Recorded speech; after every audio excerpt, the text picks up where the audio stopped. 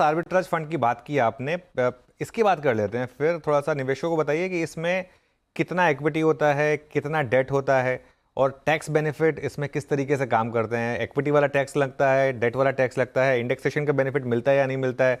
अगर ये थोड़े से और अगर आप फैक्टर्स बता सकें इसमें। So last year finance bill ने एक बहुत अच्छा क्लैरिफिकेशन दिया कि जैसे म्यूचुअल फंड में तीन कैटेगरी रहते हैं। एक होते हैं इक्विटी ओरिएंटेड म्यूचुअल फंड, जिसमें अगर आपने 12 महीने इन्वेस्ट किया तो आपका जो टैक्स रेट है वो 12.5% है। सेकेंड कैटेगरी रहता है जो वो डेट कैटेगरीज रहता है। डेट कैटेगरीज जैसे जिसमें मोर देन 65% हमेशा डेट में इन्वेस्टमेंट रहती है। जो ट्रेडिशनल डेट फंड है, जैसे आपने बात करी overnight, liquid, corporate debt, short term fund, ये सारे डेट कैटेगरीज फंड है। उसमें आपका टैक्स रेट मार्जिनल है, उसमें कोई होल्डिंग पीरियड की रिक्वायरमेंट नहीं है। आप कभी भी इन्वेस्ट करिए, कभी भी पैसा निकालिए, उसमें आपका टैक्स रेट जो इन्वेस्टर का मार्जिनल टैक्स रेट है वो लगेगा। तीसरी कैटेगरी है जो स्पेसिफाइड म्यूचुअल फंड कैटेगरी है, जिसमें जिसमें इनकम प्लस आर्बिट्राज फॉल करता है। वो कैटेगरी हमारे हिसाब से इन्वेस्टर्स के लिए सबसे अच्छी कैटेगरी है, जो डेट इन्वेस्टर्स है। इसका प्रोडक्ट का कंस्ट्रक्ट ऐसा है जिसमें आप 65 रुपीज ऑफ द फंड, आप 65% ऑफ द फंड आप डेट में इन्वेस्ट करेंगे। बाकी 35% जो है आप आर्बिट्राज में इन्वेस्ट करेंगे। इक्विटी में नहीं होगा, इसमें इक्विटी की इन्वेस्टमेंट जीरो रहेगी।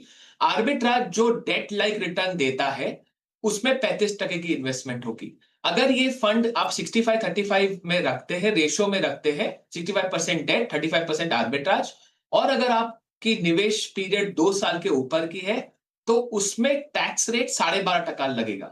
सो ये कैटेगरी जो फाइनेंस बिल ने लास्ट ईयर शुरू करी है, और सेबी ने उसके बाद बहुत सारे फंड्स ने उसमें एनएफओज, नए फंड लॉन्च करे हुए हैं।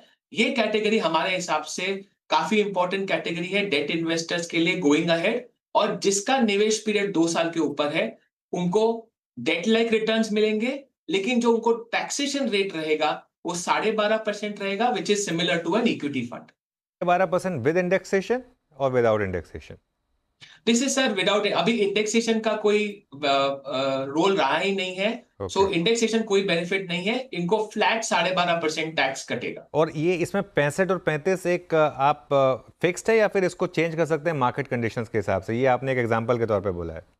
सर जो कैटेगरी क्लासिफिकेशन है वो 65% डेट है और 35% आर्बिट्राज है। आप 5-10% आप चेंज कर सकते हो। तो अगर आपको लग रहा है कि डेट में इंटरेस्ट रेट हाइक्स आ रहे हैं या कुछ आ रहे हैं, तो आपका डेट का परसेंटेज थोड़ा कम जाके 50-55% रह सकता है, और उस टाइम पे आर्बिट्राज 40-45% दे सकता है। जनरली आर्बिट्राज इज ऑलरेडी बहुत अच्छा एक टैक्स एफिशिएंट प्रोडक्ट है, जिसमें अगर आप 12 महीने के बाद इन्वेस्ट रखते हैं तो आपको इक्विटी टाइप 12.5 का टैक्सेशन है। बट हमें क्या लगता है कि आज का माहौल, मैक्रो एनवायरनमेंट ऐसा है जिसमें अभी भी रेट कट्स बाकी है। सेकेंडली, ट्रांसमिशन के लिए आरबीआई गवर्नर, और अगर आप उनकी एक्शंस देखेंगे, उन्होंने बहुत सारी लिक्विडिटी इन्फ्यूजन करी हुई है। जब माहौल में रेट कट्स रहते हैं और भरपूर लिक्विडिटी बैंकिंग सिस्टम में रहती है, generally date funds out perform करते हैं आर्बिट्राज फंड को। इसलिए अगर इन्वेस्टमेंट होराइजन इन्वेस्टर का 1 साल से ज्यादा है तो जनरली वो 2 साल तक रुक जाते हैं। जिसका 2 साल से बेटर इन्वेस्टमेंट होराइजन है और लंबा इन्वेस्टमेंट होराइजन है, उन उन इन्वेस्टर्स के लिए इनकम प्लस आर्बिट्राज एक बहुत अच्छा डेट सोल्यूशन है from a medium term perspective. ठीक है, मैं इसमें थोड़ा सा कंफ्यूज हूँ क्योंकि आपने कहा कि इसमें जो आर्बिट्राज फंड हैं उनके कई बार रिटर्न्स थोड़े से बेटर होते हैं, टैक्स एफिशिएंट भी होते हैं, लेकिन आपने कहा कि ये डेट लाइक ही होते हैं। तो इसमें एक प्योर डेट फंड में और फिर आर्बिट्राज फंड में फ़र्क क्या होता है? क्या वो जो 65% और 35% हैं वो ऑलमोस्ट सिमिलर रिटर्न ही जनरेट करेंगे, सिर्फ क्लासिफिकेशन के लिए आपने ऐसे कर दिया, या फिर उनके रिटर्न्स प्रोफाइल भी अलग अलग हो सकते हैं? सो सी डेट फंड्स के रिटर्न जो रहते हैं वो जनरली एप्लीकेबल, जैसे आपने बताया भी, वो मार्केट लिंक्ड रहते हैं। और उनमें मार्केट में कौन से फैक्टर्स काम करते हैं जो डेट रिटर्न्स की परफॉर्मेंस इंप्रूव करते हैं, एक चीज होती है।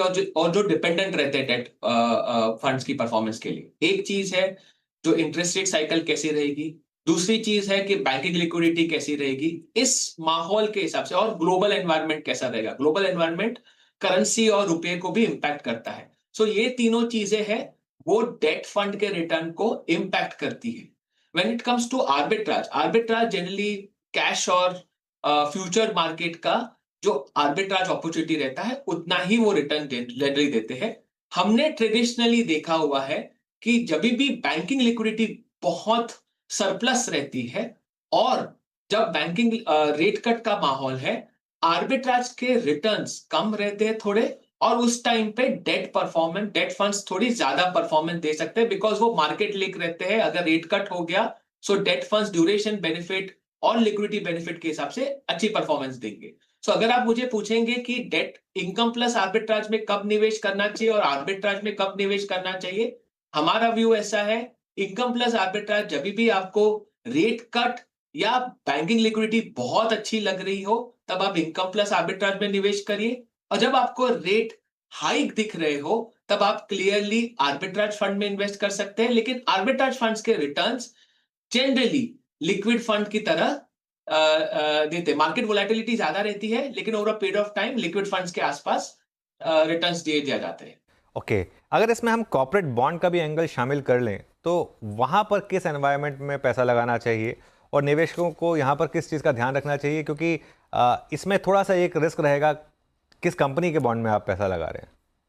तो जो इनकम प्लस आर्बिट्राज कैटेगरी हम लोग ने चालू करी है, उसमें जनरली अगर आप देखेंगे तो जो भी एंड इट्स हमारे प्रोडक्ट देख लीजिए या आप हमारे पेयर्स के पोर्टफोलियोज देख लीजिए, सारे जनरली वो ट्रिपल ए कॉर्पोरेट बॉन्ड्स में इन्वेस्ट कर रहे हैं या गवर्नमेंट बॉन्ड्स में इन्वेस्ट कर रहे हैं। सो आई थिंक क्रेडिट पर्सपेक्टिव, आपने जो बोला क्वालिटी पर्सपेक्टिव, या कभी कुछ बॉन्ड में जब निवेश करते हैं उनको जो क्रेडिट रिस्क का बहुत बड़ा डर लगता है, हमारा व्यू ऐसा है कि जनरली ये जो इन्वेस्टमेंट्स है, largely 80 to 100% of the debt portion investments is generally into government public financial institutions, government public sector undertakings और sovereign bonds and state development loans. तो मुझे यहाँ पे बहुत कम क्रेडिट रिस्क की संभावना लगती है।